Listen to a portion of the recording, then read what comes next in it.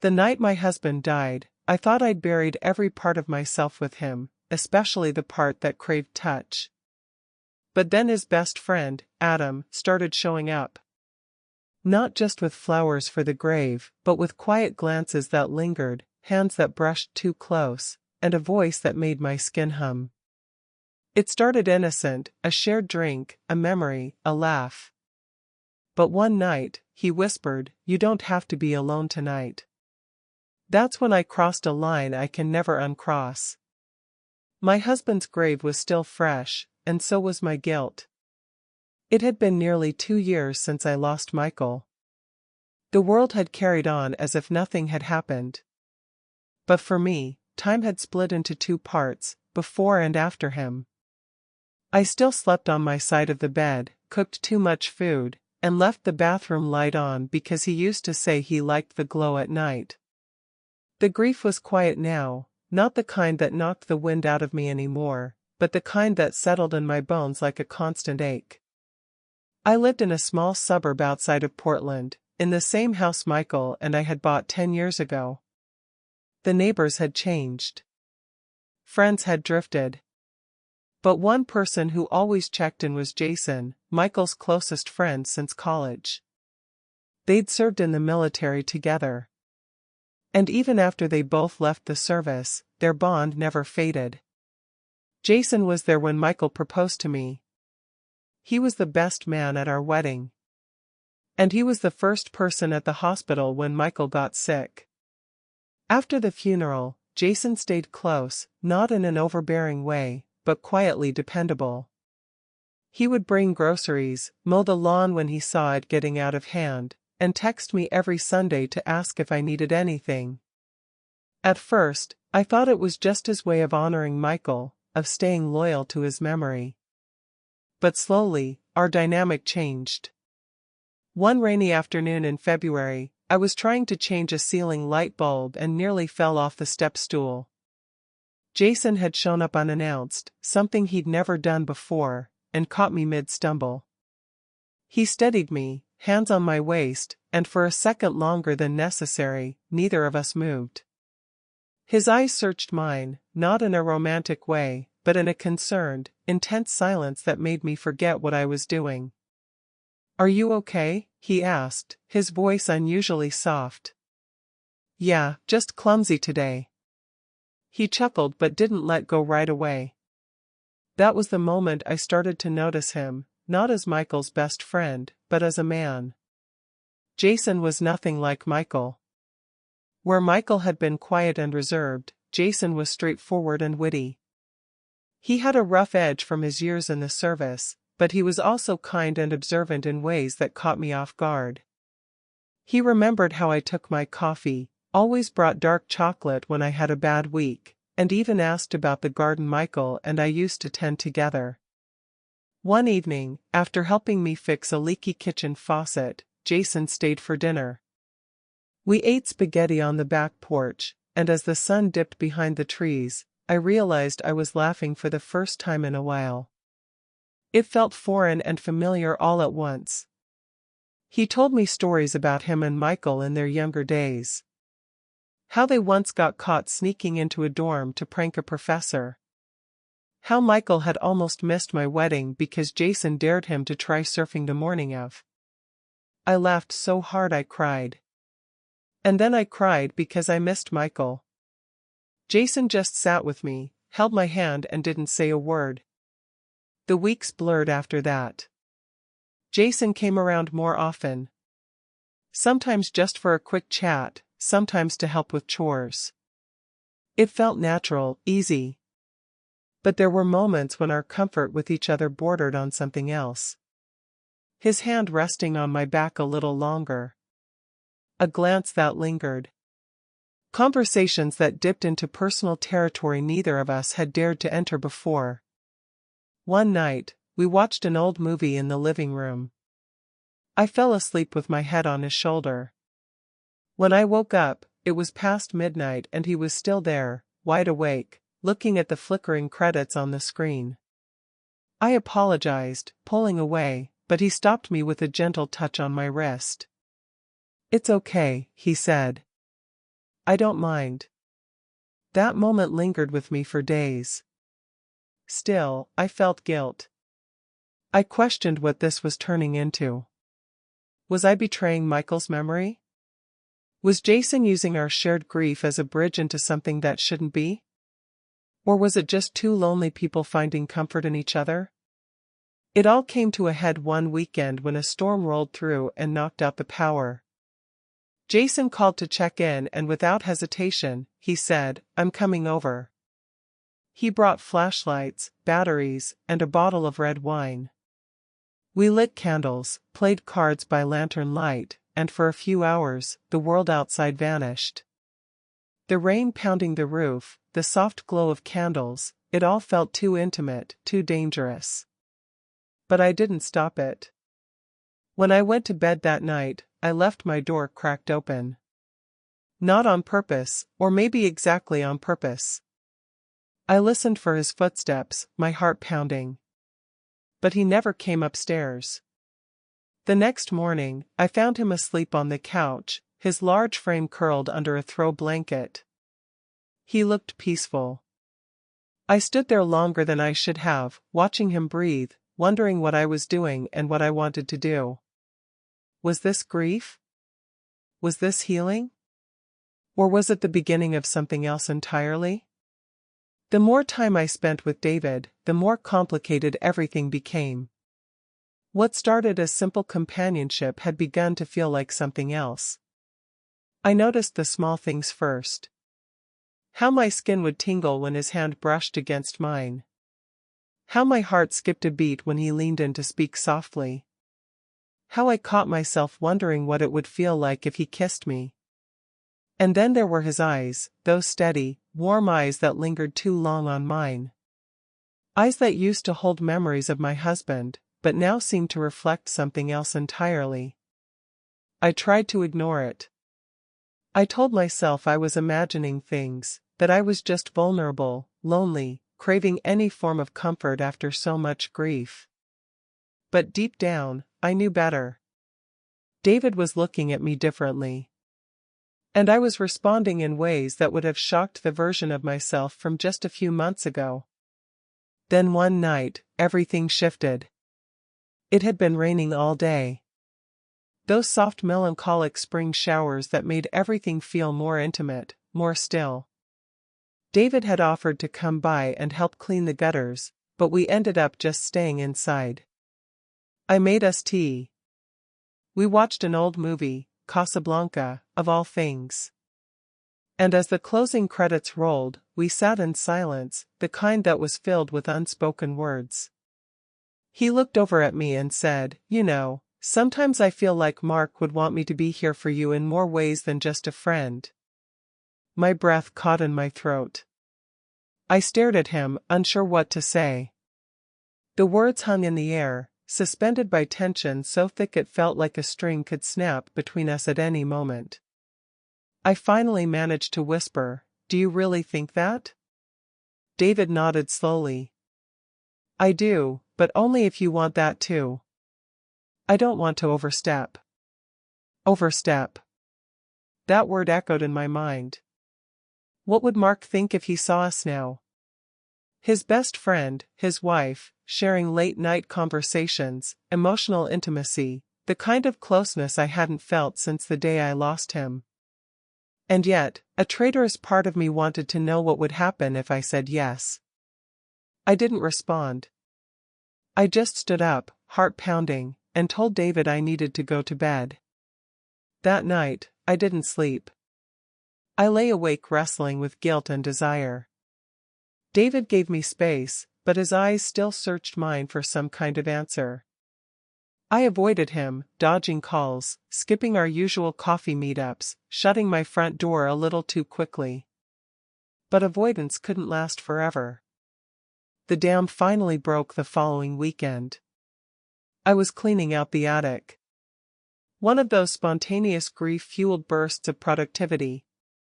And I came across a box of Mark's old belongings, letters, photos, a worn baseball glove, memories that rushed at me like a wave. I sat on the attic floor and cried. Not the quiet kind of crying, but the broken, shaking kind that hollows you out. I didn't even remember calling David, but somehow he was there. He found me like that on the attic floor, surrounded by dusty memories and salt-streaked cheeks. He didn't say anything, just sat beside me, pulled me into his arms, and let me sob against his chest. We didn't talk about feelings that day or what had almost happened between us. But something changed after that. I let him back in. He started coming around again, helping with errands, fixing the leaky faucet, bringing me dinner when he knew I wouldn't cook. The space between us began to feel familiar again, but now with a flicker of tension in every look, every brush of fingers, every lingering goodbye at the door. And then came the night I found myself dressing with more intention before he came over. I had changed my shirt twice, put on mascara I hadn't touched in months, wiped the lipstick off, then reapplied it. That scared me more than anything else. I was preparing myself for what exactly? For David, for a second chance, or for a mistake I couldn't undo. When he showed up, he noticed. He didn't say anything, but his gaze told me he saw the effort. We had dinner, grilled salmon, wine, and soft jazz humming in the background. It felt romantic in a way neither of us wanted to admit. After we ate, I stood up to take our plates to the sink. As I turned, I felt his hand catch mine. "Stay," he said softly. I froze. This was the moment. The moment everything could tilt in one direction or the other. I sat back down slowly, my heart pounding loud enough. I was sure he could hear it. His thumb brushed across the back of my hand as his eyes searched mine. "Emily," he whispered, "I've wanted to kiss you for weeks." I swallowed hard. Everything in me screamed that this was wrong. And yet, wasn't there something also deeply right about it? He leaned in so close I could smell the warm spice of his cologne. So close I could feel his breath on my lips. But just before his lips touched mine, I pulled back. "I'm scared," I said. He didn't pressure me. "I know," he said. "So am I. But we can take it slow. Only if it feels right." I nodded, barely able to speak.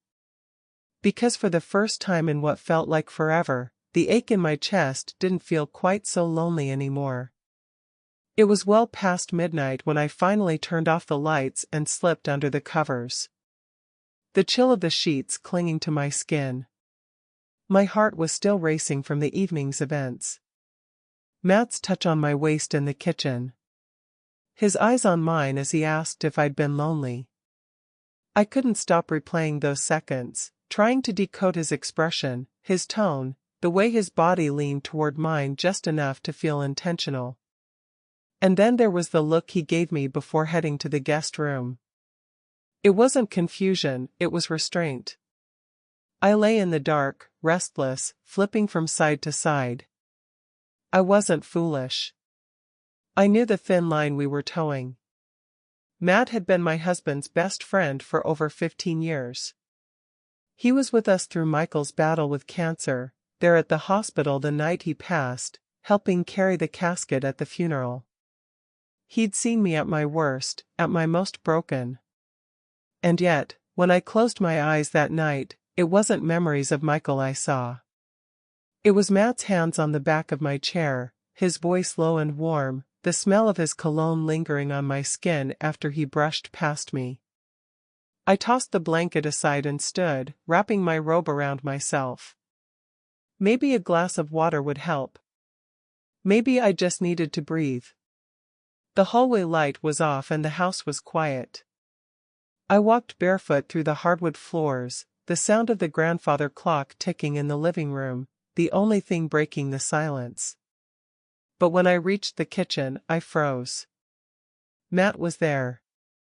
He stood at the counter in a white t-shirt and boxers, pouring himself a glass of water. His head turned when he heard me, his expression unreadable at first, then softening. "Couldn't sleep either?" he asked. I nodded, too stunned to speak at first. Yeah, just too many thoughts.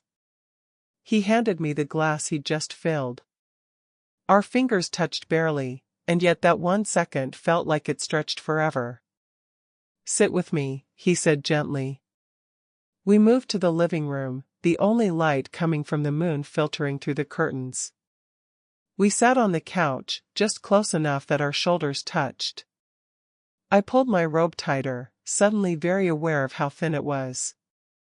I didn't mean to overstep earlier, he said suddenly. In the kitchen. I've worried about you a lot. And tonight being here again, it felt familiar, but different. I know, I said softly. It's been hard. I didn't think I'd ever feel anything again. There was a pause, a heavy one. But you did, he said, barely above a whisper. I turned my face toward him. Did you? He looked at me then. Really? Looked. His jaw tightened slightly as if holding something back. I have for a long time. I just never let myself admit it. You were his, and I respected that. But I'm not his anymore, I whispered. That broke the silence like thunder. Matt shifted closer, brushing a lock of hair behind my ear. I never wanted this to happen like this. But you sitting across from me tonight, laughing again, breathing again, it woke something up in me, something I thought I'd buried. My breath hitched. He leaned in just close enough that our foreheads touched. His hand cooped my cheek. If this is wrong, say something. I'll stop. But if you feel it too, I can't pretend anymore. My lips parted. I should have said no. Should have stopped him. But my heart was beating out of my chest, my skin electric where he touched it. I closed the space between us. The kiss was soft at first, careful, then urgent. All those months of loneliness, of grief, and aching silence poured out of me in that moment. I clung to him and he to me. We weren't just kissing, we were confessing. We moved together instinctively, his hands finding the curve of my back, my fingers threading into his hair. He lifted me gently, carrying me to the couch as if I weighed nothing. His body hovered above mine, his eyes searching mine for any flicker of doubt. But there was none. Are you sure? He asked, voice ragged. I nodded. I need this. He kissed me again, deeper this time. The world fell away. The past, the grief, the rules we'd both followed so tightly for so long. In that moment, there was just us. No guilt, no ghost of Michael watching us, only two people who had been broken and found comfort in each other's pieces. The night unfolded like a secret. Slow and intense.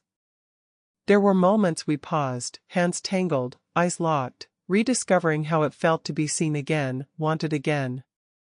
He was gentle in ways I hadn't felt in years, careful yet hungry, like he was memorizing every inch of me. And I let him. Afterward, we lay tangled in each other, breathless. My head on his chest, his hand stroking my hair. The silence was no longer heavy. It was warm, full. I didn't expect this, I said softly.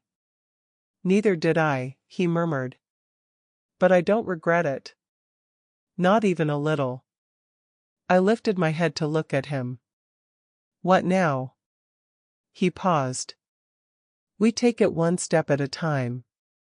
If this was just tonight, I'll accept that. But if it's more, I want to explore it with you. My heart squeezed. There were 1,000 reasons to pull away, to say it was a mistake. But I didn't want to. I don't want to be alone anymore, I said, voice trembling. You're not, he whispered, pulling me close again. And for the first time since Michael's death, I believed it. The morning sunlight streamed through the blinds, casting golden stripes across the living room floor. I woke in Matt's arms, my head resting on his chest, his hands still wrapped protectively around my waist. For a moment, I didn't move. I just listened to the steady rhythm of his heartbeat, grounding me in a reality I never expected. We didn't speak much at first.